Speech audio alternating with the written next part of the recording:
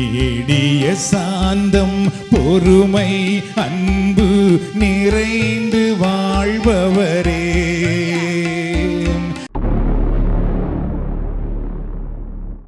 அவர் செய்த சகல உபகாரங்களை நீ ஒரு நாளும் மறவாதே,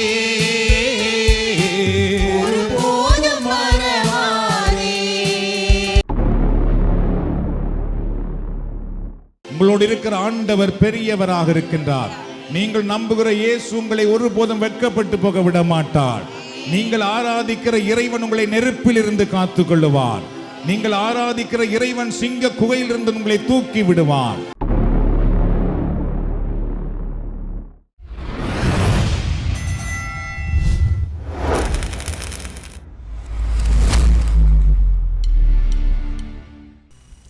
So tonight we are going to meditate on you need to come out of Egypt.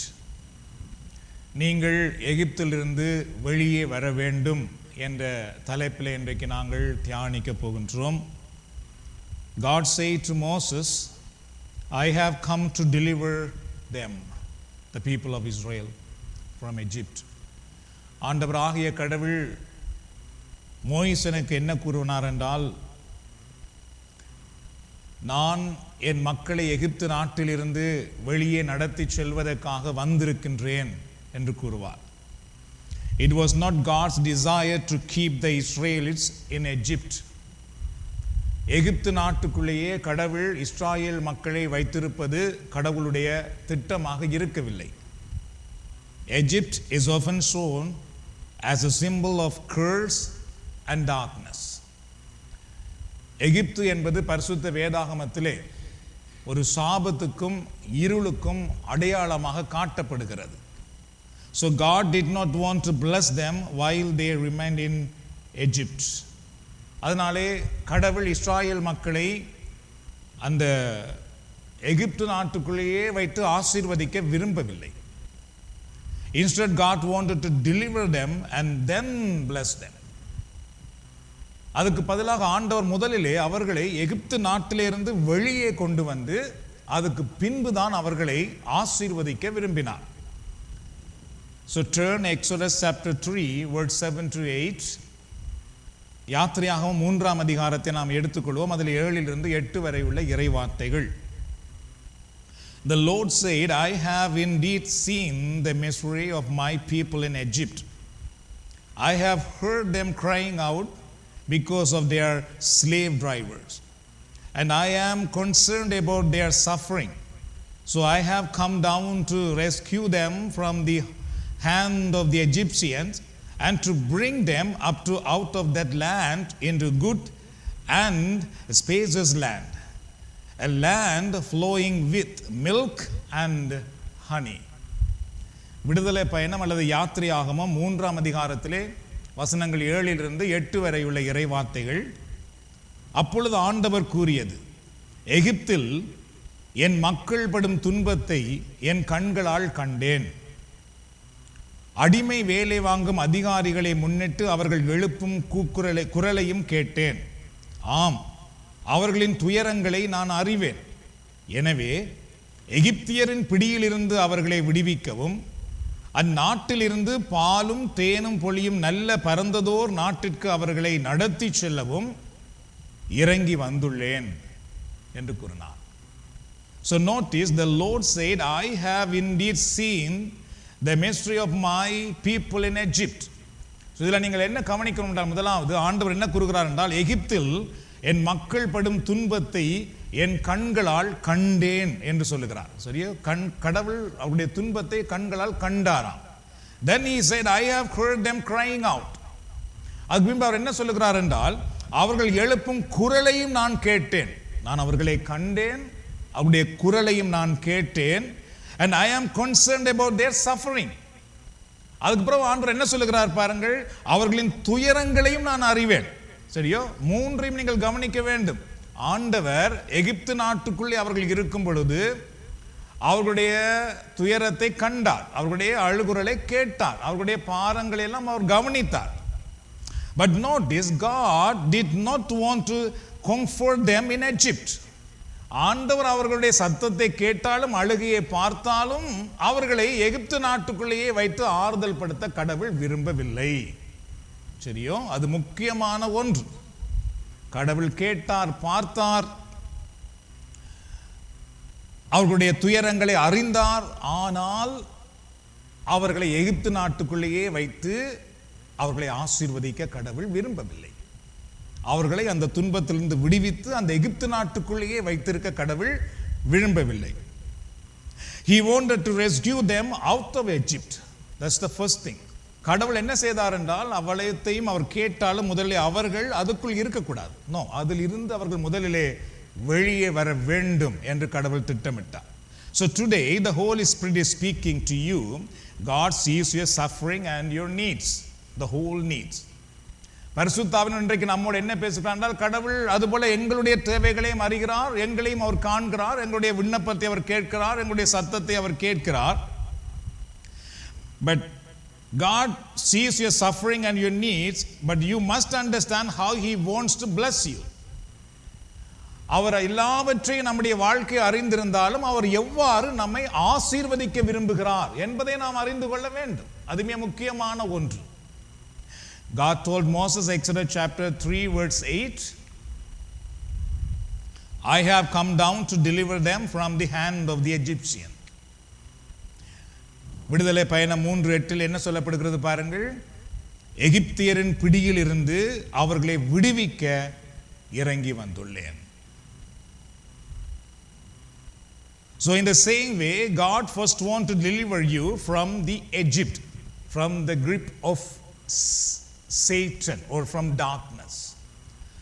So நம்ம எல்லோருடைய தேவைகளையும் துன்பங்களையும் இறைவன் அறிந்தாலும் முதலிலே ஆண்டவர் எங்கள் வாழ்க்கையிலே செய்ய விரும்புவது என்னவென்றால், எகிப்தின் பிடியில் இருந்து அல்லது சாத்தானின் பிடியில் இருந்து, இருளின் வல்லமையில் இருந்து முதலிலே எங்களை அவர் வெளியே கொண்டு வர வேண்டும் என்று விரும்புகின்றார். அது மிக மிக முக்கியமான ஒன்று. இன்று இரவு அதை தான் நம் கடவுள் நமக்கு சொல்லிக் கொடுக்கின்றார். நீங்கள் இங்கே வந்து ஜெபிக்கும் பொழுது நான் கேட்கிறேன், உங்கள் துன்பத்தை பார்க்கிறேன், உங்கள் துயரத்தை நான் காண்கிறேன். ஆனால் நீங்கள் எகிப்துக்குள்ளேயே இருந்தால் நான் உங்களை ஆசீர்வதிக்க முடியாது. அதுக்குள்ளேயே நீங்கள் இருக்க விரும்புவீர்களா இருந்தால் நான் கொடுக்கிற ஆசீர்வாதத்தை உங்களை அனுபவிக்க முடியாது. முதலில் நீங்கள் அதில் இருந்து வெளியே வர வேண்டும்.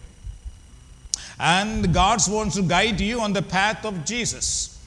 எவ்வாறு இஸ்ராயேல் மக்களை விடுதலையாக்கி எகிப்து நாட்டிலிருந்து விடுதலையாக்கி பாலும் தேன் மோடுகிற பாதையில் வழி நடத்தினாரோ அதுபோல நாம் எல்லோரையும் முதலிலே ஆண்டவர் இயேசுவின் பாதையில் கொண்டு வர விரும்புகிறார். சரியோ, அவரிடத்தில் கொண்டு வர விரும்புகிறார். அது மிக முக்கியமான ஒன்று.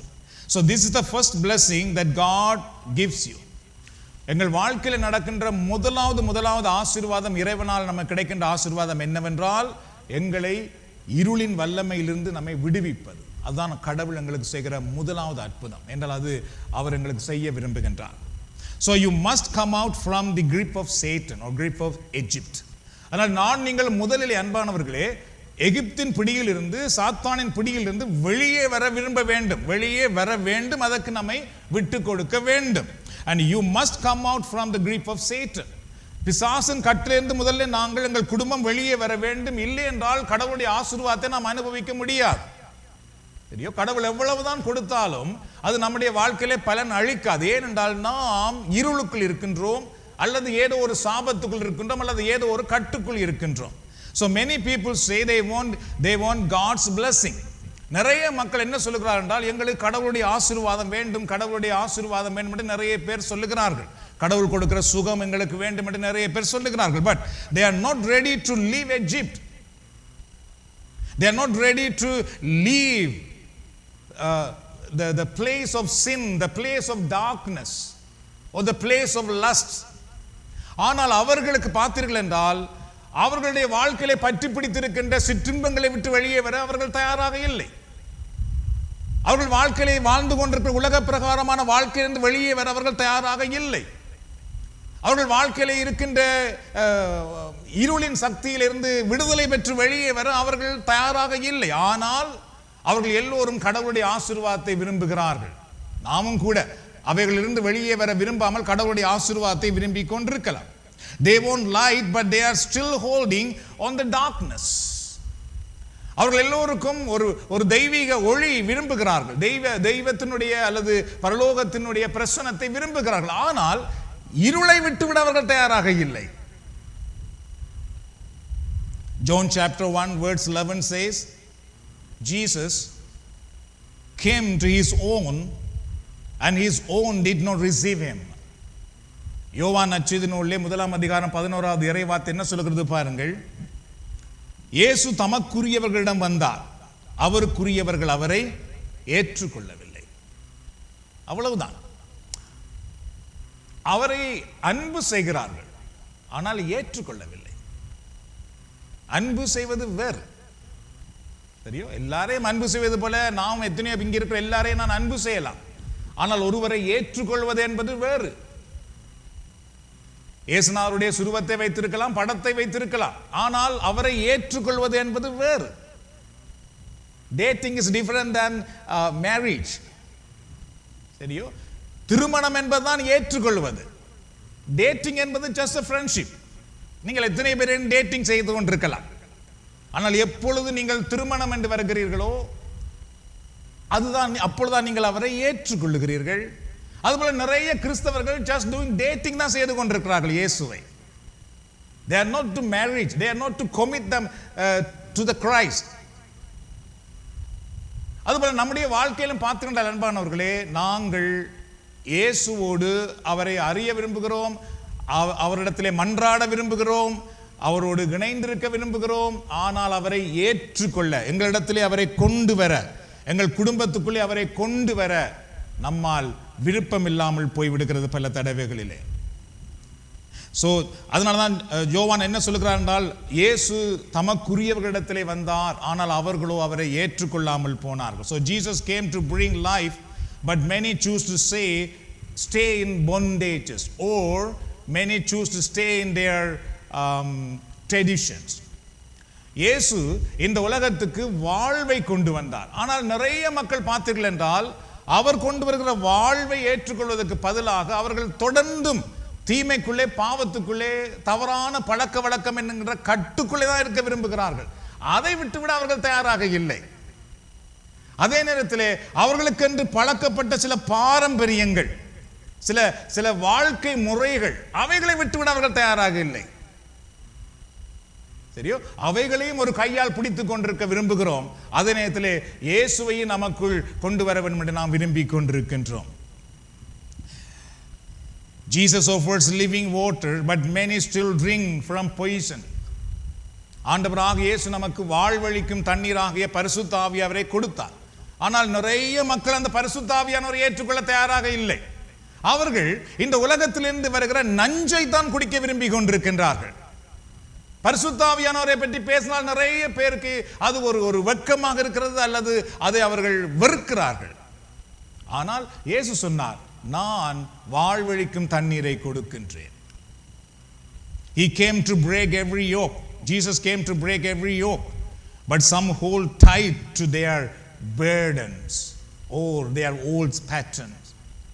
ஆண்டவராகிய கடவுள் இயேசு நம்ம மேல் இருக்கிற சுமைகள் இருக்கிறது அல்லவா, அந்த அழுத்தங்கள் இருக்கிறது அல்லவா, அதையெல்லாம் உடைத்து போட வேண்டும் என்றுதான் இயேசு விரும்பினார். அதற்காக தான் வந்தார். பெரும் சுமை சுமந்திருக்கிறவர்கள் எல்லோரும் என்னிடத்திலே வாருங்கள் அப்படி என்று சொன்னார். என் சுமை உங்களுக்கு எளிதாக இருக்கும். ஆனால் நிறைய மக்கள் பார்த்தீர்கள் என்றால் உலக பிரகாரமான கவலைகளை விட்டுவிட தயாராக இல்லை. உலக பிரகாரமான சில விடயங்களை தங்கள் மேலேயே வைத்திருக்க நாம் விரும்புகின்றோம். நிறைய மக்கள் கவலைப்படுவதை வெளியே காட்டுவதில் நிறைய சந்தோஷப்படுகின்றோம். ஆனால் இயேசு சொல்லுவார், கவலைப்படாதீர்கள்.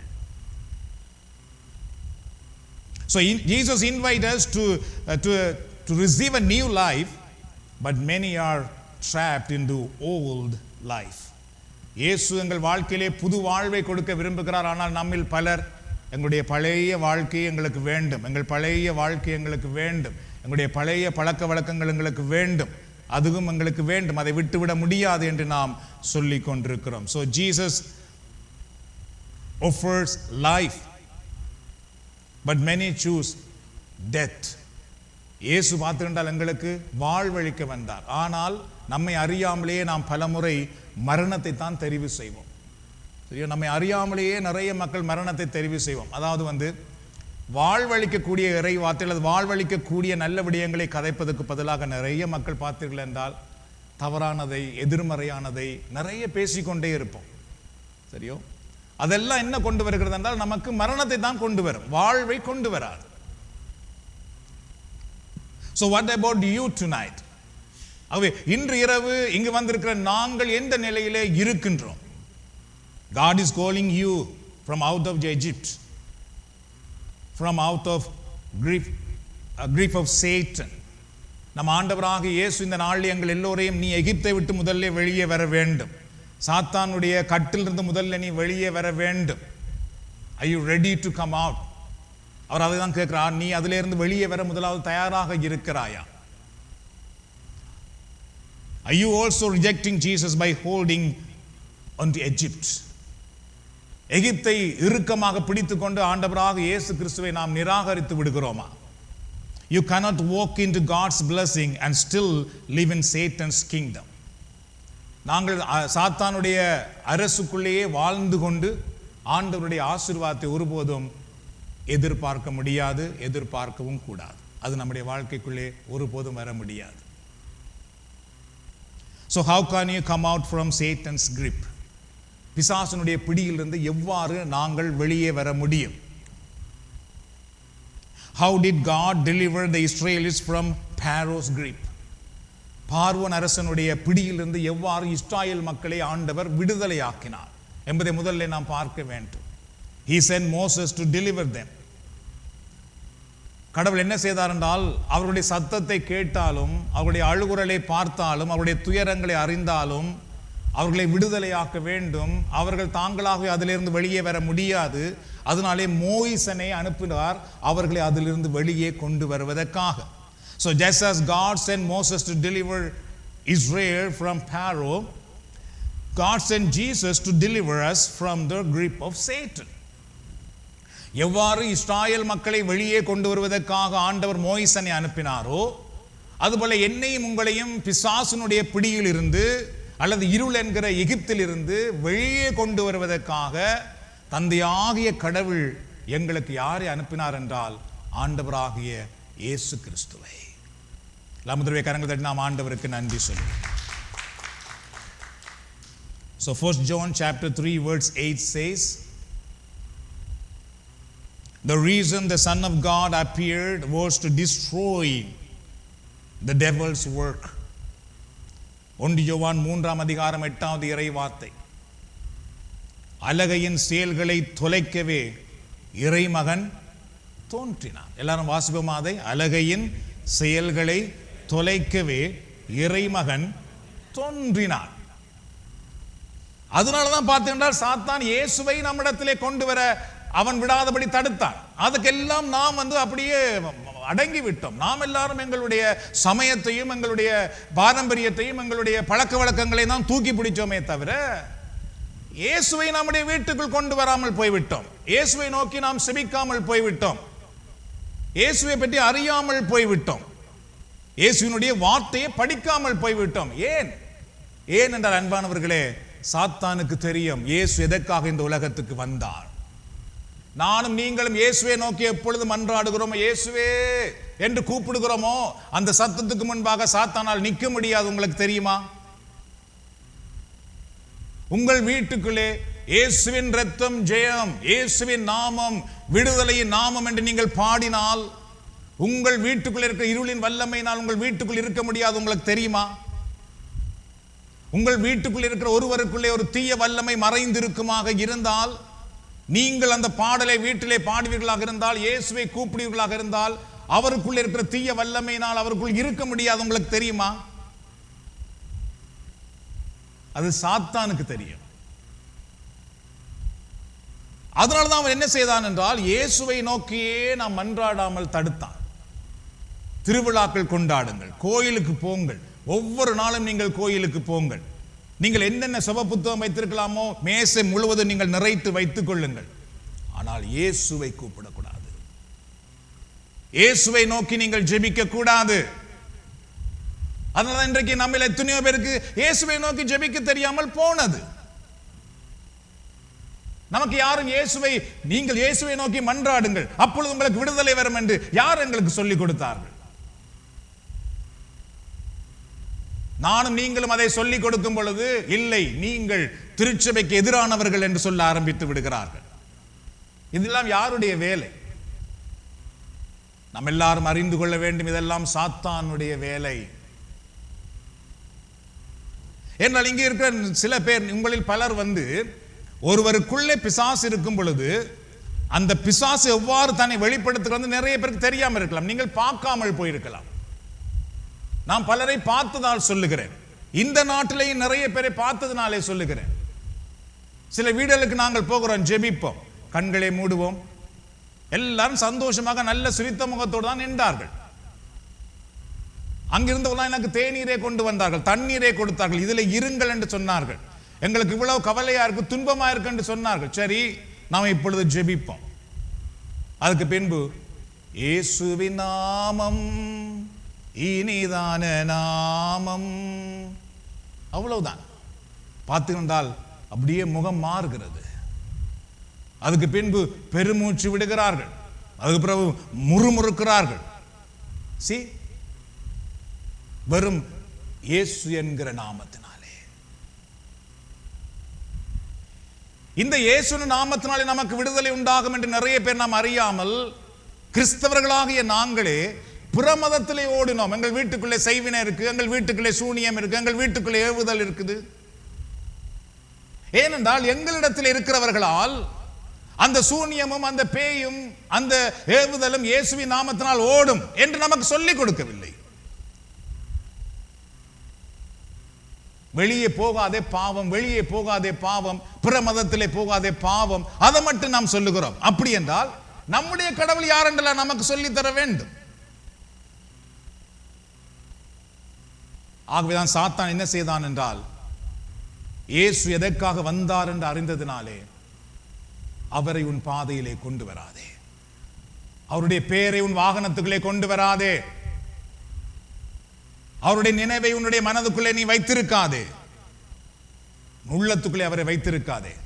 ஞாயிற்றுக்கிழமை சும்மா ஒரு நேரம் மட்டும் போயிட்டு அவரை பார்த்துட்டு வந்துரு, நீ அவ்வளவும் போதும். அவ்வாறு தான் நாம் எல்லோரும் எகிப்துக்குள்ளே அடைபட்டு இருக்கிறோம் அன்பானவர்களே.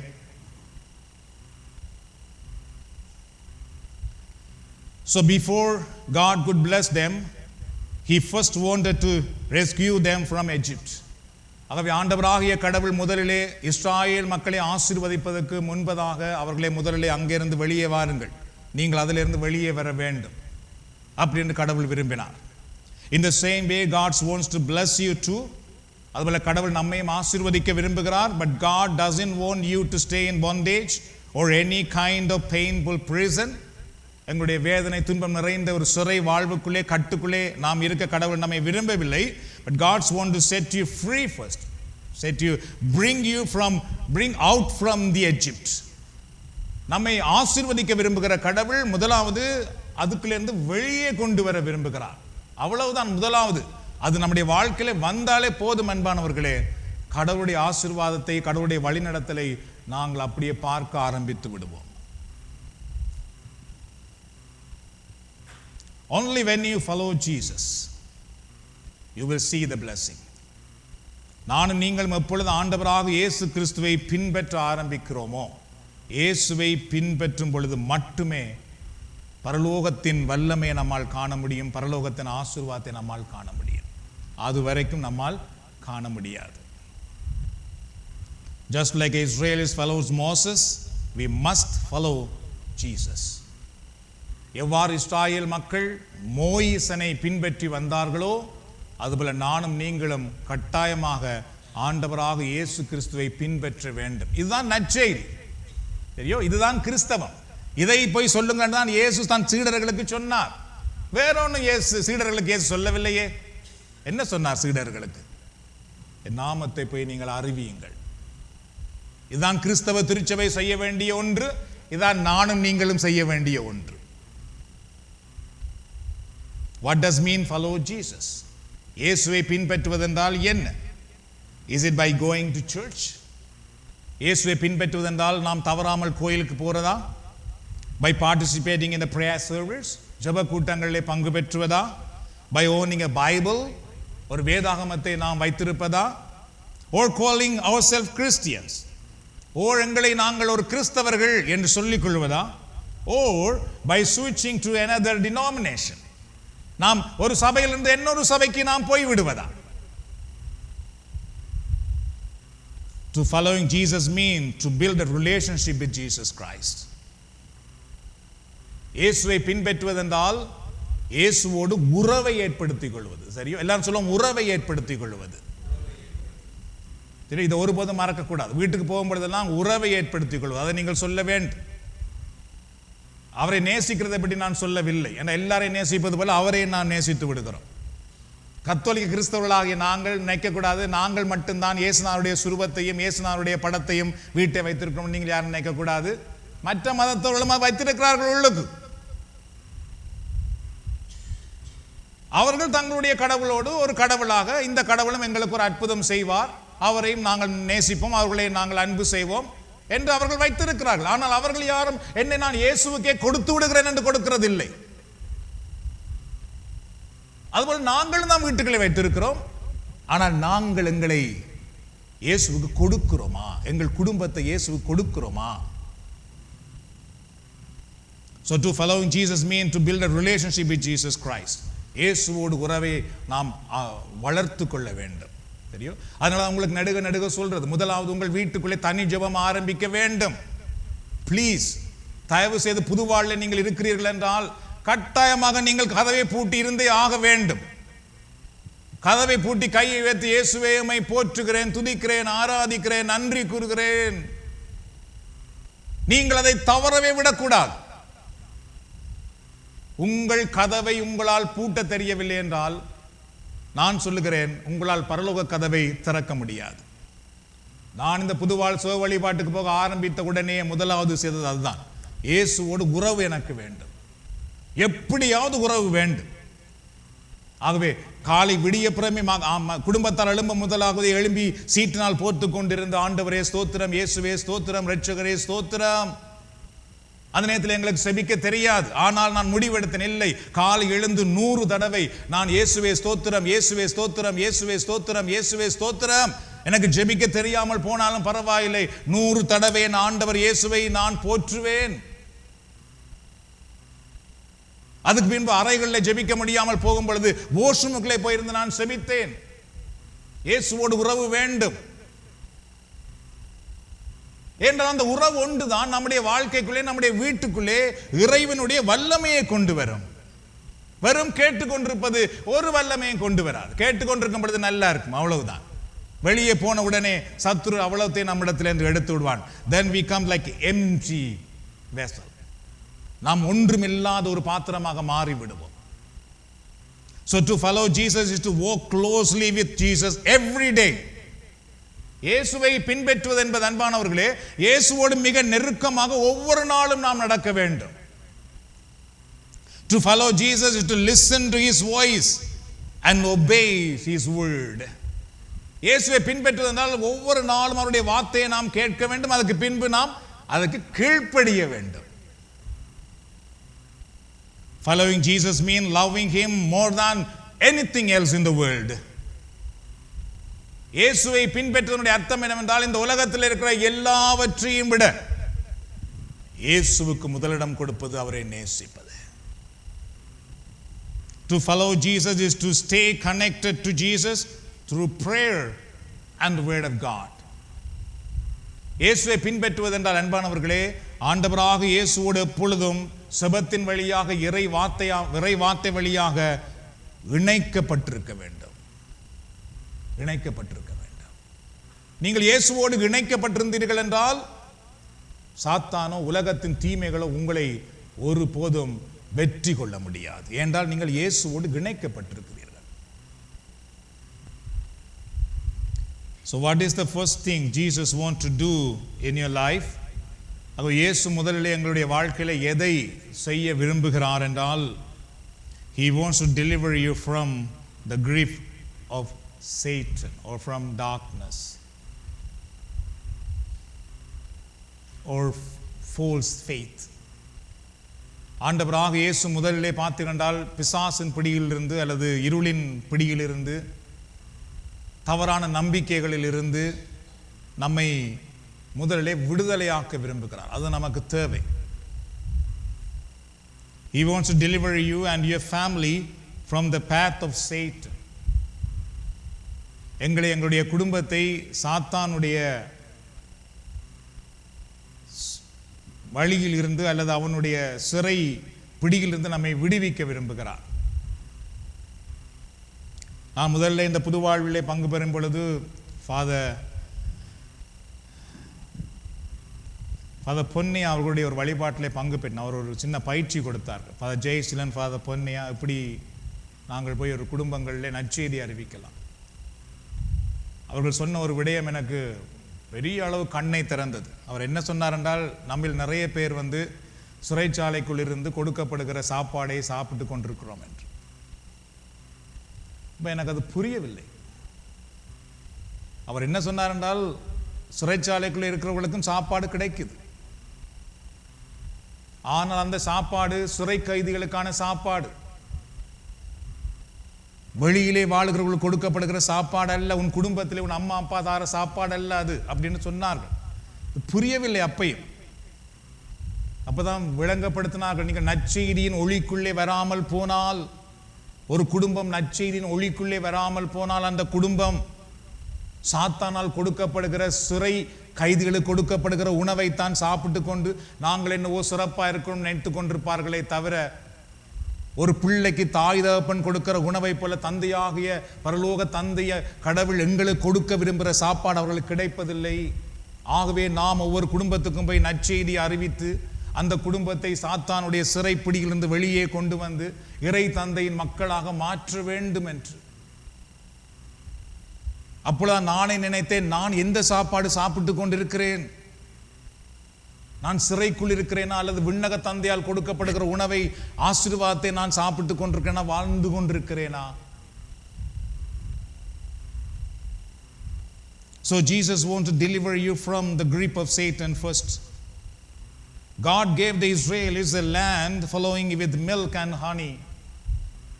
ஆண்டவராகிய கடவுள் அன்பானவர்களே, இஸ்ராயேல் மக்களை வெளியே கொண்டு வரும் பொழுது அவர்களுக்கு ஒரு வாக்கு கொடுத்தார். என்ன பாருங்கள், நான் பாலும் தேனும் ஓடுகின்ற வாக்களிக்கப்பட்ட நாட்டுக்கு உங்களை அழைத்து கொண்டு போக போகிறேன். அல்லேலூயா. கரங்கள் தடவை ஆண்டவருக்கு நன்றி செலுத்துவோமா. இதான் நிறைய பேருக்கு தெரியாமல் போகிறது, தெரியாமலேயே இருக்கிறது.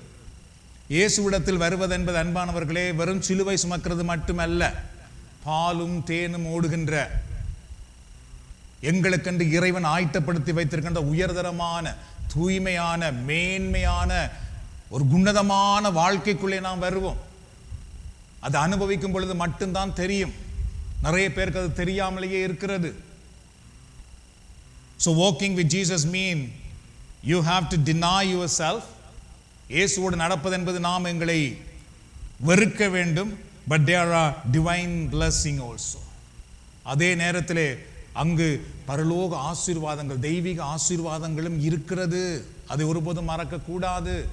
சாத்தான் எப்பொழுதும் நீ இயேசுவை பின்பற்றினால் உனக்கு சிலுவை வரும், துன்பம் வரும், கஷ்டம் வரும், இதை மட்டும்தான் காட்டிக் கொண்டிருக்கின்றான். அதனால நிறைய மக்கள் இயேசுவிடத்திலே வர மறுக்கிறார்கள். சரியோ? அதனாலதான் நம்ம நிறைய மக்கள் இயேசுவிடத்திலே எங்கள் தேவைக்காக, குணமாக்குதலுக்காக, ஆசீர்வாதத்துக்காக, பிள்ளை செல்வத்துக்காக, திருமண வாழ்க்கைக்காக இயேசுவிடத்திலே நாம் மன்றாடுகிறோம். இல்லையே, நாம் புனிதரிடத்திலே மட்டும் மன்றாடி கொண்டிருக்கின்றோம். அது மட்டும்தான் நமக்கு தெரிந்தது.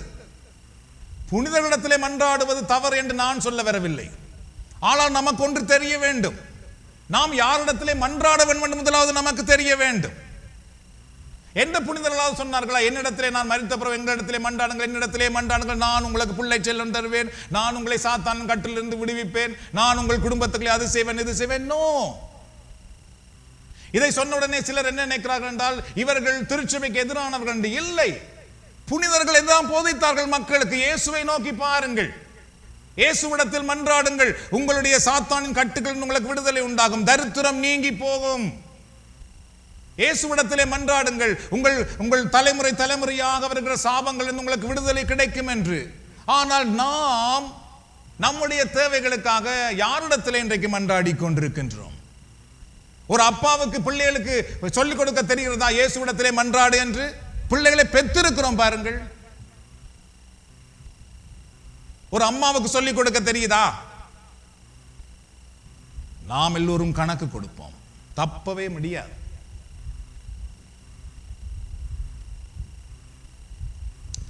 நினைக்கலாம், இது என்னடா இது, இவர் என்ன சொல்றார் இவர்? நான் என்ன சொல்லுகிறேன் என்றால், என் வாழ்க்கையிலே விடுதலை தந்த அந்த வாழ்வை உங்களுக்கு சொல்லுகிறேன். நான் ஆண்டவரிடத்திலே வந்த பொழுது, என் குடும்பத்தை பார்த்த பொழுது ஒரே தரித்திரம், ஒரே வேதனை, ஒரே துன்பம், ஒரே கஷ்டம் இருந்தது. இந்த நாட்டுக்கு கூட வந்து நான் இந்த பணியை ஆரம்பித்த பொழுது எத்தனையோ பேர் சொன்னார்கள், வேண்டாம் இதை விடு, இன்னொரு வேலை செய் நீ, அதனால உன் குடும்பத்தை முன்னேற்ற முடியும் என்று. நோ, ஆண்டவர் சொன்னார், இந்த உலகத்தால் உனக்கு விடுதலை தர முடியாது, பணத்தால் விடுதலை தர முடியாது, என்னால் தான் விடுதலை தர முடியாது.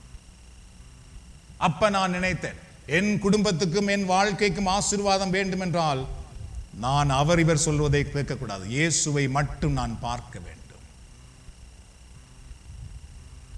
அதனாலதான் உங்களுக்கு சொல்லுகிறோம், இயேசுவை எப்பொழுது நோக்கி பார்த்தோமோ அந்த நிமிஷமே ஆண்டவருடைய ஆசீர்வாதம், ஆண்டவருடைய வல்லமை, அவர் கொடுக்கிற உன்னதமான காரியங்களை பார்க்க முடிந்தது. So walking with Jesus means you have to deny yourself, but also there are divine blessings. These blessings are not from the world. The world cannot give these blessings.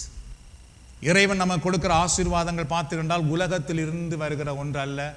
அந்த ஆசீர்வாதங்களை உலகத்தினால் கொடுக்க முடியாது. Money cannot give you.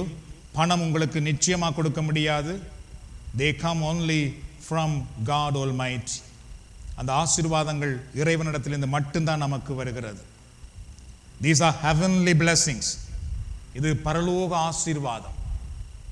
Blessings that bring true peace and joy. அந்த ஆசீர்வாதம் என்பது உண்மையான சமாதானத்தை, உண்மையான சந்தோஷத்தை நம்முடைய வீட்டுக்குள்ளே, நம்முடைய வாழ்க்கைக்குள் கொண்டு வரும். This is the kind of like a God promise, a life in the land flowing with milk and honey. அது எந்த ஆசீர்வாதத்துக்கு ஒப்பானது என்றால், ஆண்டவராகிய கடவுள் வாக்களித்தாரே, பாலும் தேனும் ஓடுகிற நாட்டை உங்களுக்கு கொடுப்பேன் என்று. அந்த ஆசீர்வாதத்துக்கு ஒப்பானதான் நானும் நீங்களும் எப்பொழுது இயேசுவுக்கு நம்மை ஒப்பு கொடுக்கிறோமோ. பாலும் தேனும் ஓடுகின்ற ஆசீர்வாதத்துக்கு ஒப்பான நன்மைகளை கடவுள் நமக்கு கொடுப்பார். A life filled with God's presence, His provision and His favor. எங்கள் வாழ்நாள் முழுவதும் நம்முடைய குடும்பத்துக்குள்ளே நம்மேலே கடவுளுடைய பிரசன்னம் இருக்கும் என்பானவர்களே.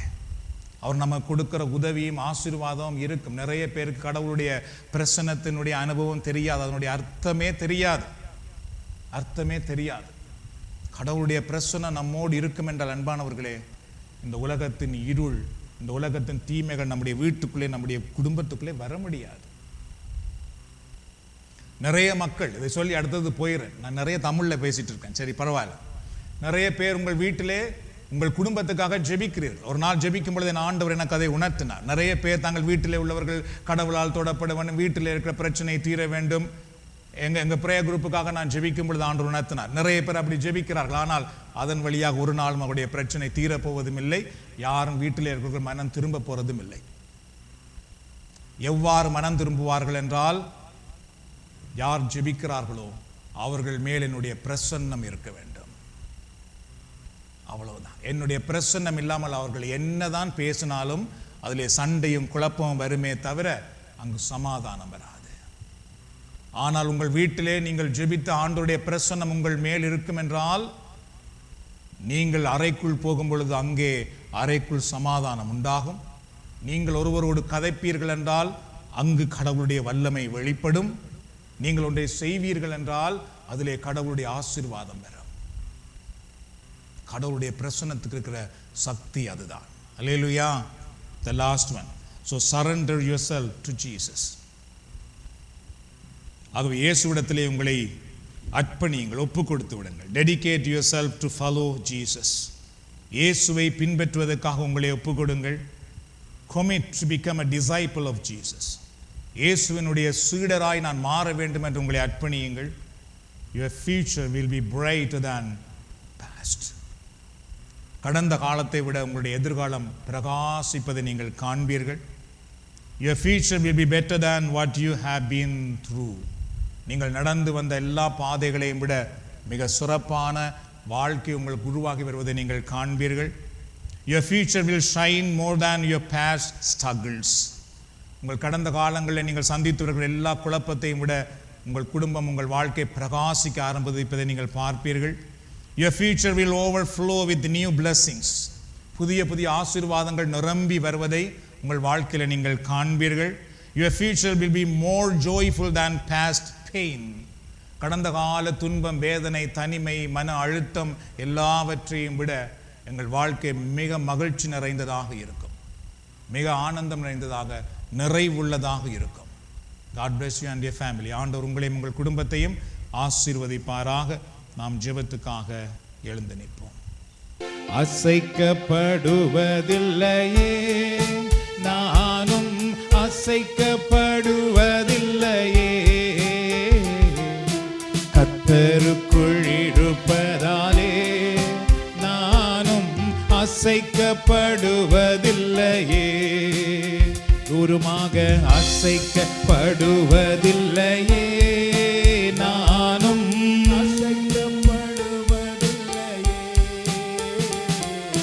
கர்த்தருக்குள் இருப்பதாலே நானும் அசைக்கப்படுவதில்லையே. வியாதி வந்தாலும் துன்பம் வந்தாலும் அசைக்கப்படுவதில்லையே,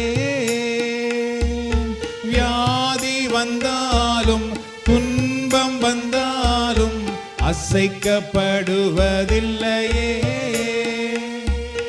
வேதனை நெருக்கம் பழிகள் வந்தாலும் அசைக்கப்படுவதில்லையே, நானும் அசைக்கப்படுவதில்லையே, கர்த்தருக்குள் இருப்பதாலே நானும் அசைக்கப்படுவதில்லையே, உருமாக அசைக்கப்படுவதில்லையே, நானும் அசைக்கப்படுவதில்லையே, கர்த்தருக்குள் இருப்பதாலே நானும் அசைக்கப்படுவதில்லையே, மீண்டுமாக அசைக்கப்படுவதில்லையே,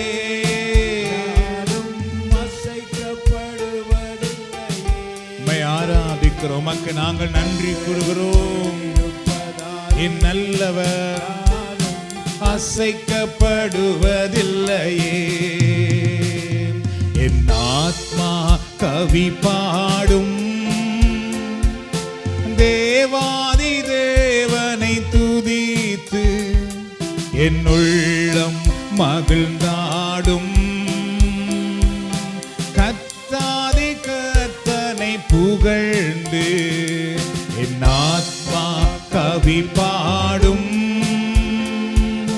தேவாதி தேவனை துதித்து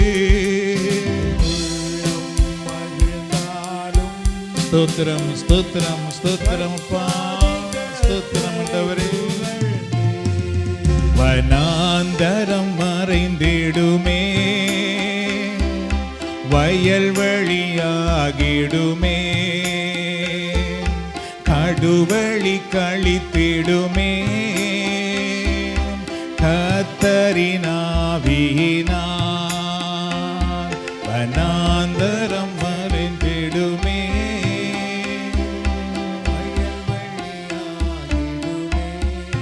கடுவெளி கழித்திடுமே,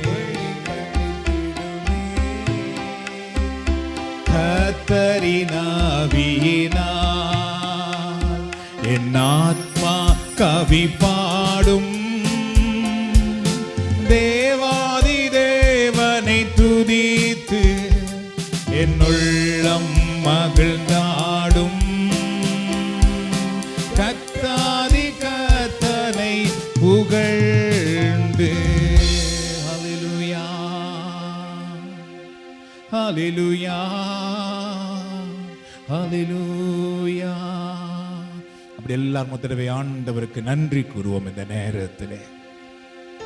ஸ்தோத்திரம் ஸ்தோத்திரம் ஸ்தோத்திரம் ஸ்தோத்திரம். அப்பா, வாய்களை திறந்து நாம் ஜெபிக்க ஆரம்பிப்போம். ஆண்டவரோடு நாம் பேசுவோம். இயேசுவே என்று நாம் கூப்பிடுவோம். இயேசுவே, என்னை தொடும், என்னை ஆசீர்வதியும், என்னை வழி நடத்தும். இயேசுவே, நீர்தான் என் ஆண்டவர். இயேசுவே, நீர்தான் என்னுடைய இரட்சகர். இயேசுவே, நீர் எனக்கு வேண்டும். அப்பா, நீர் எனக்கு வேண்டும். இயேசுவே, என் குடும்பத்திலே நீர் வேண்டும். நான் உம்முடைய பாதையிலே நடக்க வேண்டும். நான் உம்முடைய சத்தத்தை கேட்க வேண்டும். எனக்கு உம்முடைய வல்லமை வேண்டும். எனக்கு உம்முடைய அபிஷேகம் வேண்டும். ஜெபித்துக் கொண்டிருங்கள், ஜெபித்துக் கொண்டிருங்கள். ஆண்டவருடைய வல்லமை உங்களை தொடுவதாக. ஆண்டவருடைய வல்லமை உங்கள் மேல் இறங்கி வருவதாக. ஆண்டவரே, நான் ஜெபிக்கிறேன். ஆண்டவரே, இதோ இந்த இடத்திலே உம்முடைய வல்லமை இறங்கி வரட்டும். உம்முடைய வல்லமை இறங்கி வரட்டும். உம்முடைய அபிஷேகம் இறங்கி வரட்டும். அன்றைக்கு பெந்தெக்கோஸ்து நாளிலே பரிசுத்த ஆவியானவரே, நீர் அங்கு கூடியிருந்த எல்லோர் மேலும் நெருப்பாக இறங்கி வந்தீரே. அவர்களை விடுதலை கொடுக்கிறவராக இறங்கி வந்தீரே. அவர்களை பலப்படுத்துகிறவராக இறங்கி வந்தீரே. அதே வல்லமை இந்த நேரத்திலே இங்கு வந்திருக்கிற எல்லோர் மேலும் வருவதாக. எல்லோர் மேலும் வருவதாக. எல்லோர் மேலும் வருவதாக. ஆண்டவரே, அன்றைக்கு கொர்நேலியின் வீட்டிலே இறங்கி வந்த பரிசுத்த ஆவியானவரே, இங்கு வந்திருக்கிற ஒவ்வொரு குடும்பங்களிலும் உம்முடைய வல்லமை இறங்கி வருவதாக. உம்முடைய வல்லமை இறங்கி வருவதாக. உம்முடைய வல்லமை இறங்கி வருவதாக. இந்த ஆலயம் முழுவதும் ஆண்டவருடைய பிரசன்னம் மூடிக்கொள்ளுவதாக. பரலோகத்தின் மேகம் இந்த ஆலயத்தை மூடிக்கொள்ளுவதாக. மேக ஸ்தம்பம் இந்த ஆலயத்திலே வருவதாக. அக்கினி ஸ்தம்பம் இந்த ஆலயத்திலே வருவதாக. பரலோக பிரசன்னம் இந்த ஆலயத்துக்குள் வருவதாக. அன்றைக்கு மோயிசனோடு பேசிய வல்லமை இந்த ஆலயத்துக்குள் வருவதாக. அன்றைக்கு சீனாய் மலையில இறங்கி வந்த அபிஷேகம் இந்த ஆலயத்துக்குள் இறங்கி வருவதாக. அன்றைக்கு சாலமோன் கட்டின ஆலயத்துக்குள் இறங்கி வந்த பிரசன்னம் இந்த ஆலயத்துக்குள் இறங்கி வருவதாக. சாலமோனுடைய ஆலயத்துக்குள்ளே நம்முடைய பிரசன்னம் ஒரு புகை போல எழுந்தது என்று பார்க்கிறோமே, அது போல நம்முடைய வல்லமை இந்த ஆலயத்துக்குள்ளே வல்லமையாய் செயல்படுவதாக. வல்லமையாய் செயல்படுவதாக. வல்லமையாய் செயல்படுவதாக. தீமைகளை விரட்டி ஓட்டுகிற வல்லமை இந்த ஆலயத்துக்குள் செயல்படுவதாக. அந்தகார வல்லமைகள் இயேசுவின் நாமத்திலே இப்பொழுது வெளியேறுவதாக. ஒவ்வொருவரையும் கட்டி வைத்திருக்கிற பிசாசின் கட்டுக்கள் இப்பொழுது கட்டவிழ்க்கப்படுவதாக. இயேசுவிடத்திலே வர முடியாதபடி சாத்தானால் ஆண்டாண்டு காலமாக தலைமுறை தலைமுறையாக கட்டப்பட்டிருக்கிற ஒவ்வொரு கட்டுக்களும் இயேசுவின் நாமத்தினால் இப்பொழுது கட்டவிழ்க்கப்படுவதாக. கட்டவிழ்க்கப்படுவதாக. கட்டவிழ்க்கப்படுவதாக. ஜோஷுவாவின் குடும்பத்தில் இறங்கி வந்த அபிஷேகம் இன்றைக்கு இங்கே வந்திருக்கிற ஒவ்வொரு குடும்பங்களிலும் இறங்கி வருவதாக. நானும் என் வீட்டாருமோ என் ஆண்டவருக்கே ஊழியம் செய்வோம் என்கிற அர்ப்பணிப்பு இங்கு வந்திருக்கிற ஒவ்வொரு குடும்பங்களுக்குள்ளும் வருவதாக. ஒவ்வொரு தந்தை தாய்க்குள்ளும் வருவதாக. ஒவ்வொரு பெற்றோர் பிள்ளைகளுக்குள்ளும் வருவதாக. நன்றி கூறுகிறோம் ஆண்டவரே. நன்றி கூறுகிறோம் ஆண்டவரே. நன்றி கூறுகிறோம் ஆண்டவரே. கரங்களை உயர்த்தி ஆண்டவரிடத்திலே அர்ப்பணிப்போம் இந்த நேரத்திலே. கரங்களை உயர்த்தி ஆண்டவரிடத்திலே அர்ப்பணிப்போம் இந்த நேரத்திலே.